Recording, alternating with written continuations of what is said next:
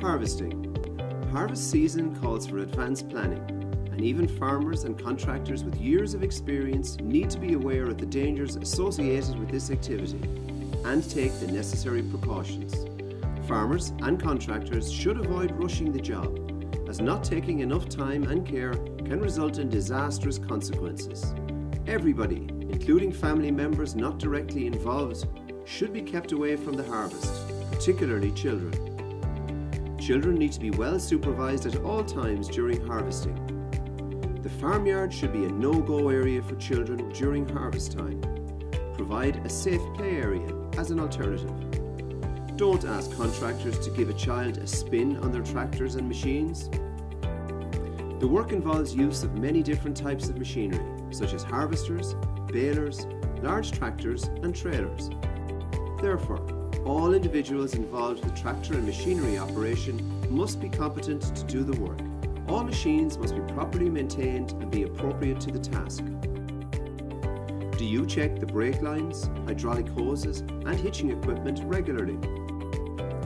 Where hitches are loose, worn or damaged, they must be repaired or replaced. Lights and flashing amber beacons must be working when driving on a public road. Fire is a real and present danger during harvest time. It is important to regularly clean down machines. Make sure fire extinguishers are present, checked and refilled regularly. When carrying out repairs, plan the task, have appropriate equipment for the job and use PPE. Do not overload machines.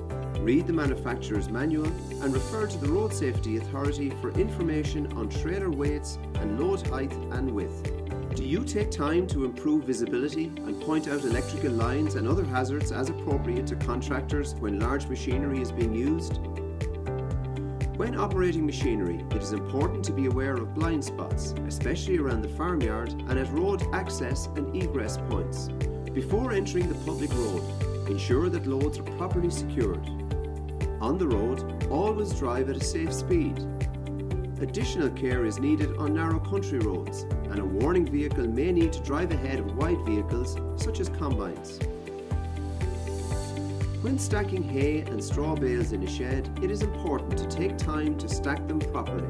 Only consider stacking round bales on their ends if they are to be stored within a secure, stable building, where the building has sides or other suitable measures provided to reduce the risk of bales falling out. A level, even floor surface is also required, as is regular maintenance and checks of stacks.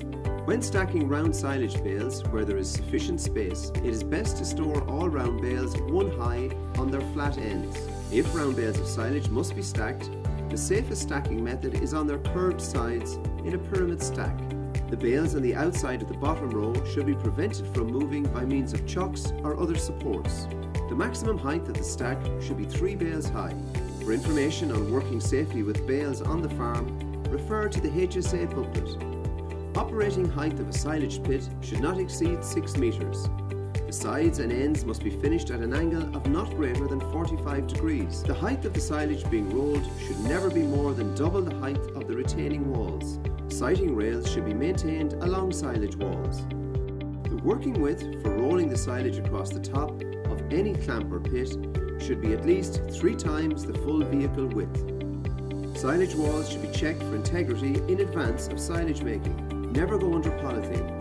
Fermentation of silage takes place rapidly and oxygen depletion occurs, so asphyxiation could occur. Fatigue is a major contributor to accidents. If you are tired, take a rest. Stay hydrated, eat well, and get additional help on the farm if necessary. Plan tasks carefully and take all precautions to prevent deaths and injuries associated with harvesting.